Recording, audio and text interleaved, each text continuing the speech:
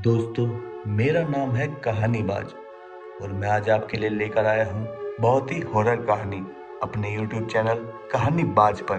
तो दोस्तों, आने वाले समय में हम आपके लिए बहुत सारे गिव अवे लेके आने वाले हैं। तो उसके लिए हमारे चैनल को ज़्यादा से ज़्यादा सपोर्ट करें। और दोस्तों, अगर आपके पास कोई भी सच्ची हॉरर स्टोरी है तो मैं डिस्क्रिप्शन में अपनी ईमेल आईडी और अपना व्हाट्सएप नंबर डाल दूंगा। आप मुझे उस पर सेंड कर सकते हैं। तो चलिए आज की कहानी शुरू करते हैं। दोस्तों, भारत में मशहूर राज्य उत्तर प्रदेश में मेरे साथ एक ऐसा हादसा हुआ था जो लोगों को नई सीख प्रदान करता है। तो आइए जानते हैं मेरे साथ घटी इस खौफनाक कहानी को। तो दोस्तों, अंधेरी रातों में डर अपनी चरम सीमा पर होता है। कुछ ऐसा ही था। डर के मारे मेरे हाथ पांव फूल चुके थे। इस समय मैं उत्तर प्रदेश के एक छोटे से रेलवे ट्रैक पर बैठा था। वहां से मुझे एक ऑटो रिक्शा लेकर अपने चचेरे भाई, जो उत्तर प्रदेश में गवर्नमेंट जॉब करते थे, उनके पास जाना था। लेकिन दिक्कत तो यह थी कि मैं उनका एड्रेस नहीं जानता था और रात के 8 बजने को आए थे और अभी तक उस स्टेशन के बाहर मुझे कोई नहीं मिला था जो लिफ्ट के बहाने मुझे आगे तक छोड़ सके। काफी गाड़ी के सामने हाथ भी दिखाया लेकिन कोई फायदा नहीं हुआ। उसके बाद हार कर मैंने पैदल पैदल चलने का निश्चय किया। लेकिन दिक्कत यह भी थी कि यहाँ से करीब 11 किलोमीटर आगे तक मुझे पैदल ही चलना होगा, जो मेरे और मेरी बॉडी के लिए बिल्कुल भी मुमकिन नहीं था। अपने भारी भरकम शरीर की वजह से मैं अपने पाँव को भी मुश्किल से रख पाता था। ऊपर से अब इस भारी भरकम शरीर को 11 किलोमीटर तक लेकर जाना मेरे लिए बड़ा ही मुश्किल कार्य था। ऐसा नहीं था कि मेरा वजन ज्यादा था, किंतु काफी ज्यादा सफर और साथ ही अपनी हाइट के अकॉर्डिंग थोड़ा ज्यादा थकान होने के कारण मुझे चलने फिरने में दिक्कत होने लगी। काफी देर तक मैं इसी सोच में था कि क्या पता कोई साधन मिल जाए, लेकिन मैं नाकाम रहा। कोई भी गाड़ी वाला रोकने को तैयार नहीं था। इसी बीच मुझे एक मीठी आवाज सुनाई दी, अजी सुनिए। जब मैं पीछे पलटा तो मैंने देखा एक खूबसूरत सी दिखने वाली लड़की मुझसे कुछ कहने का प्रयास कर रही थी। मैंने भी बड़े प्यार से उससे कहा, जी क्या हुआ? वो लड़की भी मुस्कुराते हुए बोली, वो मुझे हावड़ा नामक उस सोसाइटी तक जाना है, क्या आप उस तरफ ही जाने वाले हैं? तो मैंने अपनी मुंडी को हाँ में हिलाया, क्योंकि मेरे चचेरे भाई भी वहीं रहते थे। पहले तो मैं आपको बता दूं कि मेरे चाचा जी के भाई लगने वाले वो अनिल अंकल, उनका धर्म भाई था, तो मैं उनके चचेरे भाई के नाम से ही जानता था। फिर मैंने उस लड़की को कहा, आपको चिंता करने की कोई जरूरत नहीं है, हम आपस में बात करते करते रास्ता काट लेंगे।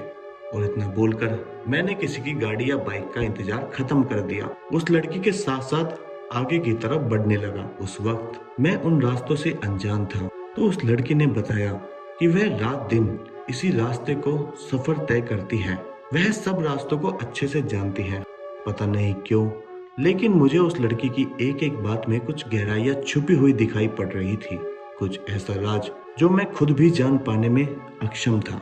जंगलों के बीचों बीच से गुजरने वाला वो रास्ता वास्तव में बड़ा ही अजीब था। रास्ते के दोनों तरफ सूखे लंबे पेड़ नजर आ रहे थे, जिनकी टहनियां सड़क पर झुकी हुई थी। बातें करते हुए मैंने उस लड़की से कहा, देखो ना, कितना अद्भुत दृश्य है।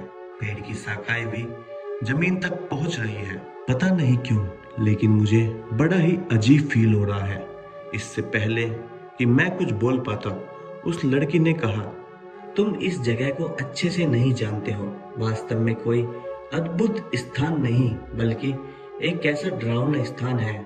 और इतना कहने के बाद उस लड़की का मुंह बंद हो गया। इसी बीच जंगल के पास मौजूद वाले पेड़ों के अंदर से मुझे किसी चीज की आवाज सुनाई दी। आवाज बड़ी ही तेज और अचंभित करने वाली थी।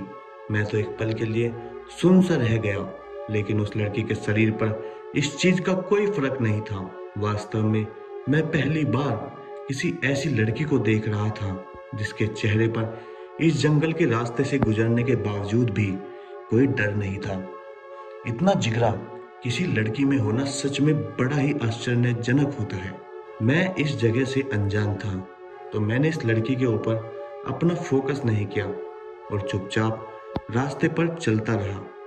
पता नहीं क्यों, लेकिन मुझे ऐसा लग रहा था कि बस कुछ ही दूरी में उस लड़की के हाव भाव बदल गए।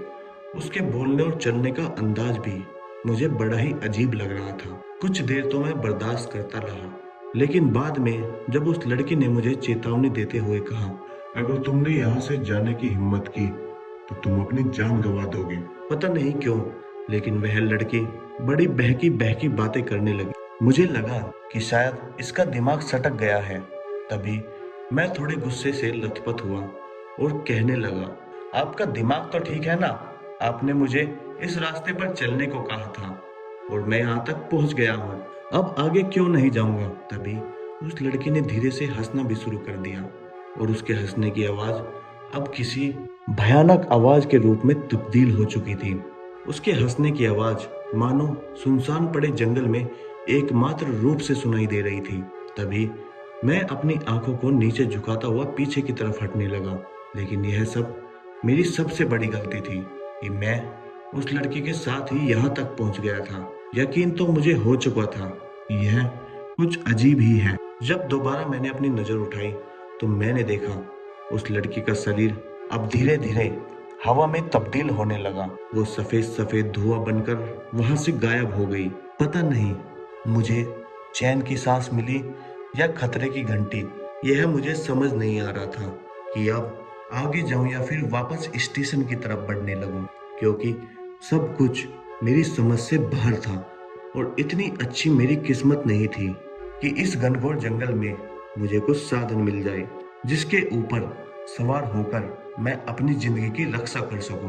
पर अब मैं पूरा डर से सहम चुका था। बस कुछ पल और बाकी है और उसके बाद तुम्हारी लाश यहाँ से गुजरेगी। यह आवाज जस्ट मेरे पीछे से आई। फटाफट मैं पीछे मुड़ा तो मेरी आंखें खुली की खुली रह गई। मुझे जोरदार सदमा लगा। आसमान से उतरी पंखों वाली एक लड़की जो किसी अज्ञात शक्ति का रूप लग रही थी। भूतों प्रेतों के बारे में तो मैंने काफी सुना था, लेकिन आज जिस चीज को मैं देख रहा था वो तो मेरे दिमाग से भी बाहर थी। यह एक ऐसी अकल्पनीय चीज थी जिसे देखकर मैं पूरा थर्राकर कांप उठा। इसके बड़े बड़े दांत और हाथों में लंबे लंबे नाखून जो मुझे कभी भी मौत के घाट उतार सकता था। मुझे अपनी जान की परवाह होने लगी। मैं इस अधेड़ उम्र में मरने के लिए बिल्कुल भी तैयार नहीं था। मेरे पास भी एक रास्ता था जो अभी भी मेरी जान बचा सकता था, और वो था मेरा फोन। तभी मैंने फोन निकाला और किसी को फोन करने का ट्राई करा तो मैंने देखा कि मेरा फोन तो स्विच ऑफ हो चुका था। जब उसे खोलने की कोशिश की तो मेरी बदकिस्मती के कारण वो भी नहीं खुल पाया। मुझे तो खुद पर ही गुस्सा आ रहा था। एक तो किसी अज्ञात लड़की के साथ यहाँ तक सफर काटकर मैंने सबसे बड़ी गलती की, और दूसरी तरफ मैं बुरा फंस चुका था। और सामने की ओर देखता तो जंगली रास्ता अभी भी सन्नाटे से भरा हुआ लग रहा था। एक पत्ता भी नहीं हिल रहा था। मेरे कदमों की आवाज मुझे साफ साफ सुना रही थी और मेरे दिल की धड़कनों को तेज कर रही थी। इतने में एक हवा के झोंके ने एक बार फिर उस खामोशी को तोड़ दिया और सब कुछ फिर से नॉर्मल हो गया। कभी माया का भ्रम होता तो कभी आसमान से उड़ने वाले भयानक डायन, किसी जानवर के घूरने की आवाज मेरे शरीर में एक बार फिर सनसनी का संचार तैयार कर देती थी। और ये आवाज मेरे सामने से आ रही थी, लेकिन अंधेरा होने की वजह से कुछ दिखाई नहीं दे पा रहा था। सामने की ओर एक तेज रोशनी चमकने लगी जो मेरी आंखों तक घुस रही थी। सब कुछ अचानक हो रहा था जिसे समझ पाना तो मेरे बस की बात नहीं थी। अपनी पलकों को छुपाने की नाकाम कोशिश करता रहा, लेकिन जहां जहां मैंने अपनी आंखों को झुकाया मुझे वही रोशनी का सामना करना पड़ा। कुछ देर के बाद वह रोशनी आना बंद हो गई। यह तेज रोशनी वास्तव में बड़ी अविश्वसनीय थी। जिंदगी में पहली बार इतनी तेज रोशनी का सामना कर रहा था, जो शरीर पर पड़ने के बाद शरीर भी आग की तरह तपने लगा। एक बार फिर मुझे उसी महिला का सामना करना पड़ा जो बार बार मेरे दिल में डर का आतंक मचा रही थी, मगर इस बार उसका स्वभाव बदला हुआ था। जब वह मेरे ऊपर अटैक करने वाली थी आहिस्ता आहिस्ता उसने अपने कदमों को मेरी ओर बढ़ाया और मेरा गला दबोच लिया। उसकी पकड़ इतनी मजबूत थी, पहली बार में मैं चित हो गया और जमीन पर गिर पड़ा। पता नहीं उस औरत के मूड में ऐसा क्या चल रहा था कि वो बार बार मुझे उठाकर पटक रही थी। लगातार 2-3 बार ऐसा ही हुआ, मगर उसके बाद मेरी आंखें बंद हो गई। फिर तकरीबन आधा घंटे बाद जब मैंने अपनी आंखें खोली तो मैंने पाया कि मैं इस वक्त एक गुफा में था। उस गुफा में चारों तरफ जंगली पेड़ों की शाखाएं नजर आ रही थी। अब मेरा गला सूख चुका था, साथ ही मेरे गले के ऊपर कुछ लगा हुआ था। ठीक से देखने पर पाया कि वो खून था। हालांकि अच्छी बात तो यह थी कि उस गुफा से निकलने का रास्ता सामने दिखाई पड़ रहा था और मैं अपने खून से सने गले को पूछता हुआ उस गुफा से बाहर निकला तो मैंने देखा कि बाहर तो वही इलाका था जहां मेरे साथ अजीब अजीब घटनाओं ने जन्म लिया था। हालांकि अब दूर दूर तक मुझे उस भयानक डायन का तो कोई नामो निशान नहीं मिल रहा था, लेकिन इसी बीच मुझे एक बूढ़ी अम्मा नजर आई जिन्होंने मुझे गुफा में चलने का इशारा किया। लेकिन अब मैं कहाँ उनकी बातों को स्वीकार करने वाला था। पहले भी किसी पर विश्वास करके मैंने बड़ी मुसीबत को खरीद लिया था और अब मैं नहीं चाहता था कि मेरे साथ कुछ और गलत हो। तो उस बूढ़ी अम्मा ने कहा, बेटा अगर तुम यहाँ से कुछ और कदम आगे बढ़े तो वह आसमानी डायन तुम्हें यहीं खत्म कर देगी। कुछ तो था जो उस बूढ़ी अम्मा को सबसे अलग दिखा रहा था। फिर उसने कहा, मैं तुम्हें कोई नुकसान नहीं पहुंचाऊंगी, यह मेरा वादा है। अगर तुम अपनी जान की परवाह करते हो तो गुफा के अंदर घुस जाओ, अन्यथा तुम्हें इसका अंजाम भुगतना पड़ेगा। पता नहीं क्यों, लेकिन ना चाहते हुए भी मैं उस बूढ़ी अम्मा की बात को मानता हुआ उस झोपड़ी के अंदर घुस गया।